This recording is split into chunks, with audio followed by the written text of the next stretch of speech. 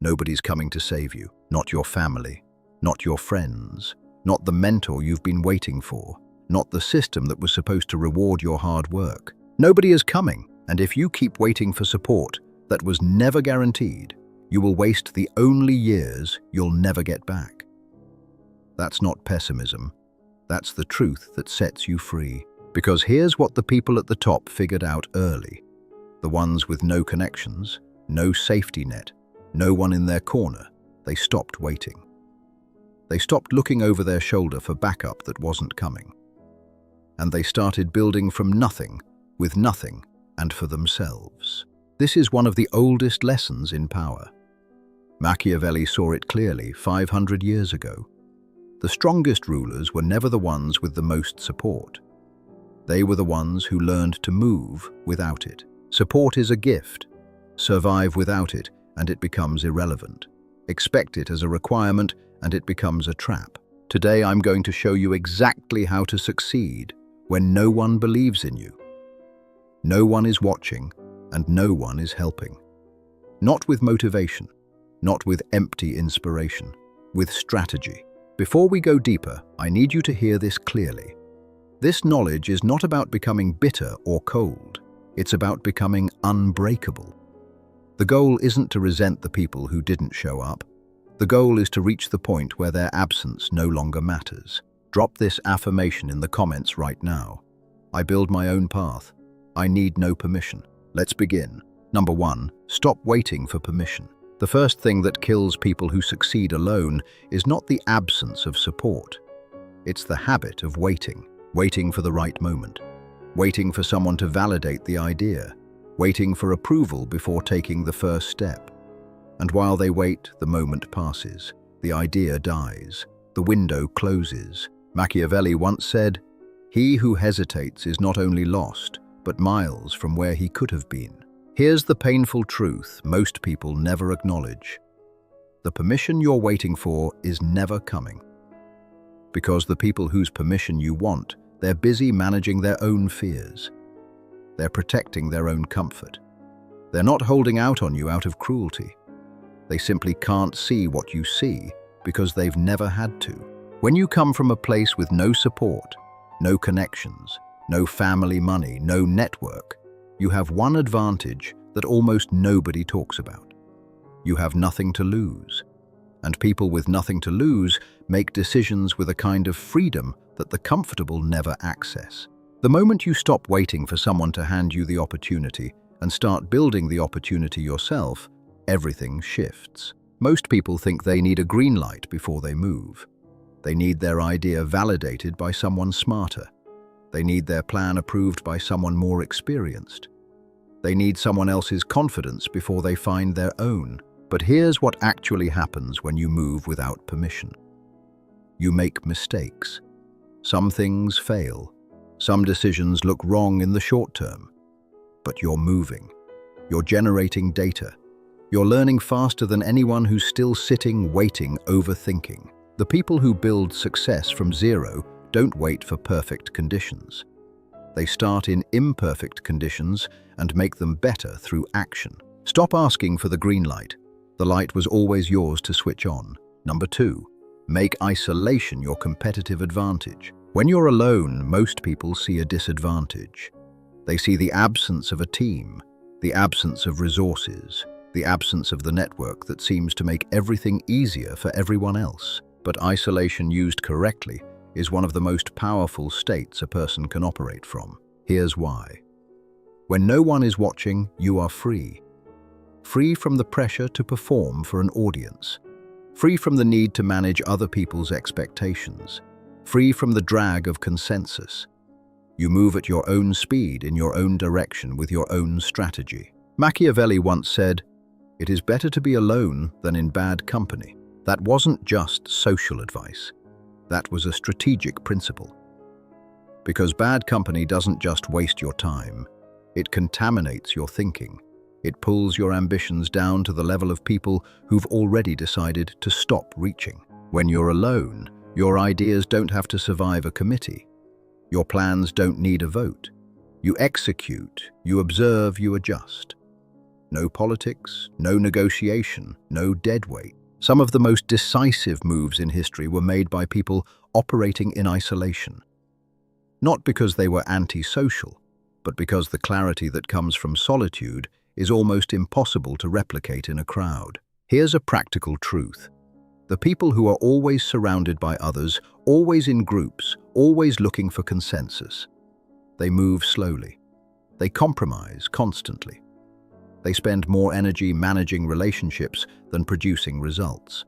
When you're alone, you can go full speed. Now, this doesn't mean you never collaborate. It doesn't mean you reject every relationship. What it means is that you learn to use your solitude as a sharpening tool, not a waiting room. You're not alone because no one chose you. You're alone because you chose your standards. The person who masters solitude becomes someone that others eventually orbit. Not because they chased people, because they built something worth watching from the inside of their isolation. Number 3, build your competence in secret. Here's a mistake that costs people everything. They announce the journey before they've started walking. They tell everyone about the business before the business exists. They post about the transformation before the transformation has happened. They build an audience around a vision they haven't yet made real. And when it doesn't materialize on the timeline, the audience was watching. The embarrassment becomes the anchor that pulls them under. Machiavelli once said, "Never show your hand until the moment it gives you everything." The most dangerous person in any room is not the loudest one. It is the one who has been quietly building, preparing, and developing in the background while everyone else was distracted. When you have no support, you have no external accountability. No one is checking on your progress. No one is expecting results. And that can feel isolating at first, but it's actually protection. Use that invisibility. Build your skills without witnesses. Practice without an audience. Fail without a record. Every mistake you make in private is a lesson that stays private. Every iteration, every pivot, every collapse and rebuild happens without the weight of public expectation. When you finally emerge with something real, something built and tested and proven, the contrast is overwhelming. People who watched you do nothing suddenly see you doing something undeniable. And the gap between where they thought you were and where you actually arrived creates a kind of authority that no announcement could have built. Most people lose years performing the idea of their ambition instead of quietly executing it. Stop broadcasting, start building. The announcement can wait until the results speak for themselves. Number 4, convert every rejection into raw material. Nobody with zero support escapes rejection. It comes fast, and it comes from everywhere. From people you expected to believe in you, from strangers who dismiss you on sight, from systems that weren't designed to let you in. The question is never whether rejection will come. The question is what you build with it when it does. Machiavelli once said, "Never waste the opportunity offered by a good crisis." Rejection is a crisis. A small one, sometimes a large one. But every crisis contains data. Every no tells you something about the game you're playing, the people you're playing with, and the adjustments you need to make. Most people treat rejection as a verdict, a final judgment on their worth, their idea, their capability. And the moment they accept it as a verdict, they stop. They go quiet. They shrink back into the life they were trying to leave. But powerful people treat rejection as feedback. Neutral, informative, useful. Here's the framework. Every time you get a no, ask 3 questions. What about my presentation failed? What about my timing was off? What about my approach didn't match what this person needed to see? You're not asking those questions to punish yourself. You're asking them because the answer sharpens your next move. Some of the most successful people you'll ever encounter were rejected so many times, so completely, so publicly, that the rejection itself became fuel. Not because they were masochists, because they learned to extract the lesson and discard the wound. Rejection doesn't mean you were wrong. Sometimes it means you were early. Sometimes it means you were in the wrong room. Sometimes it means the person doing the rejecting couldn't afford to say yes, even if they wanted to. When you have no support, you can't afford to let rejection be the end of the story. You have to make it the middle. Number 5, master the art of one. People with no support often make one critical error. They try to move in every direction at once because no one is there to divide the work. They're building the product and running the marketing and managing the finances and learning the technical skills and trying to build the network all at the same time.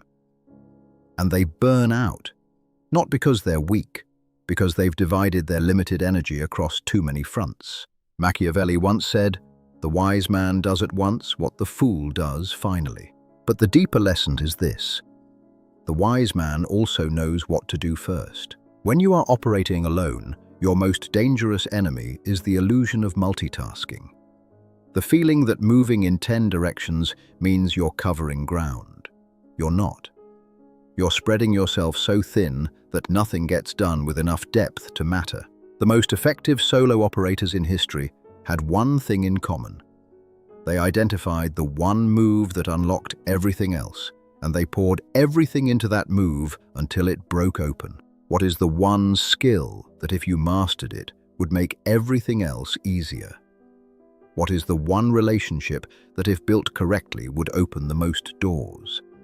What is the one problem that, if solved, would create the most momentum? Find the answer to those 3 questions. Then stop doing everything else until you've made real progress on that answer. This is not about laziness. This is about force multiplication. A knife focused to a fine edge cuts through what a wide blade cannot even scratch. When you're alone with limited resources, limited time and limited energy, your survival depends on concentration, not effort alone. Concentrated effort aimed precisely. Master one thing deeply before you expand. That depth becomes your credibility. Your credibility becomes your leverage. And leverage is how one person accomplishes what teams couldn't. Number 6, become impossible to ignore. Here's one of the hardest truths about succeeding without support. The world is not obligated to notice you. Most people believe that if they work hard enough, the right people will eventually see it. That quality rises naturally. That effort gets rewarded automatically. But that's not how the world works. The world is overwhelmed with noise. Everyone is producing. Everyone is pushing. Everyone is claiming to be exceptional.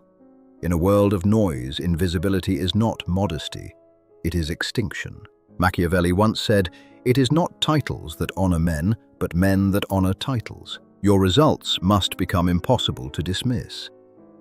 Not because you're seeking validation, because the people you need to reach, the partners, the clients, the allies, the doors you need opened, they are busy, they are distracted, they have been let down before, they are filtering everything they see for proof of real capability. Give them proof they can't argue with. This is where the work you built in secret becomes your weapon.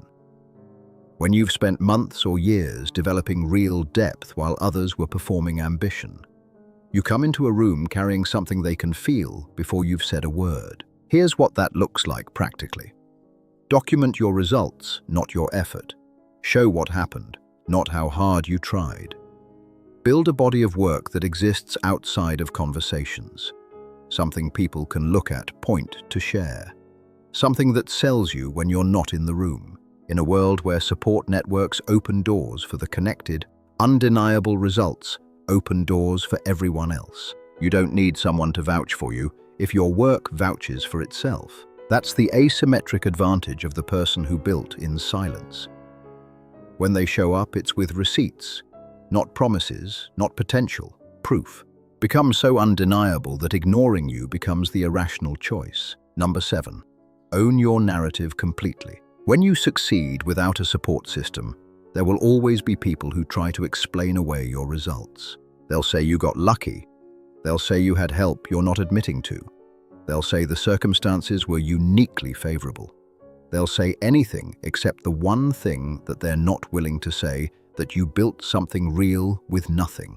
And if you're not careful, if you haven't done the internal work, their narrative will infect yours. Machiavelli once said, "Everyone sees what you appear to be. Few experience what you really are." The story other people tell about you is almost never the full story. But it becomes dangerous when you start believing it. Your narrative is yours. It is the unbroken thread that connects every sacrifice, every setback, every moment of doubt you pushed through when no one was watching. That story belongs to no one else, and you must guard it with the same intensity that you protect your energy and your time. Here's what owning your narrative looks like in practice. It means you stop apologizing for where you started. You stop minimizing what you've built to make others comfortable. You stop over-explaining yourself to people who never invested enough to deserve the explanation. When someone tries to diminish what you've done, you don't argue. You don't defend. You simply continue doing the thing they said you couldn't. Owning your narrative also means being honest with yourself about who you are and where you're going. Not the version you perform for others, the real one. The one that includes the failures you learned from the moments you nearly quit the choices that felt impossible. When you know your own story with complete clarity, no one can rewrite it for you. When you understand exactly what you've come through, someone else's doubt becomes background noise. You built what you built with no blueprint, no backing, and no guarantee. That's not a gap in your story. That is your story. Own every word of it. Number 8. Play a longer game than anyone expects. The final lesson is the one that separates the people who succeed from zero from the people who burn bright and collapse. Short-term thinking is the disease of the impatient, and impatience is the most expensive habit of people who have nothing. When you have no support, when every resource is scarce, when every setback feels like it might be the last one you can survive, the pressure to see results immediately becomes overwhelming. You start making decisions based on what works right now, instead of what builds toward what you actually want. Machiavelli once said, "The first method for estimating the intelligence of a ruler is to look at the men he has around him. But for those who rule alone, the measure is this: how far ahead are they thinking?" The person playing a 10-year game will always outmaneuver the person playing a 10-month game. Because while the short-term thinker is optimizing for today, the long-term thinker is building systems, relationships, and capabilities that compound. Compounding is the secret weapon of people who start with nothing. One skill built deeply compounds into multiple opportunities. One relationship maintained well compounds into an entire network. One piece of work done at a level of genuine excellence compounds into a reputation that opens doors you couldn't have knocked on alone. Most people overestimate what they can build in 1 year and massively underestimate what they can build in 5. When you have no support, the long game isn't just strategic.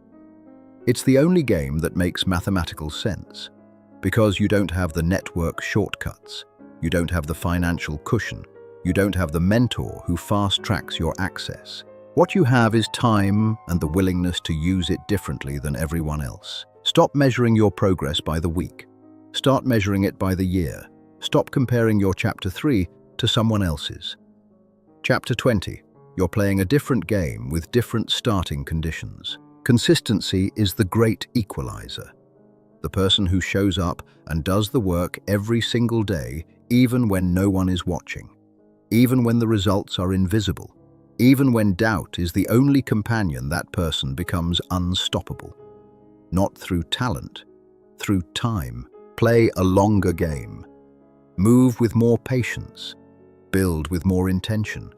And trust that what you're building in the silence is worth more than what most people announce in public. You've just absorbed 8 principles that powerful, the unsupported people have used to build something from nothing.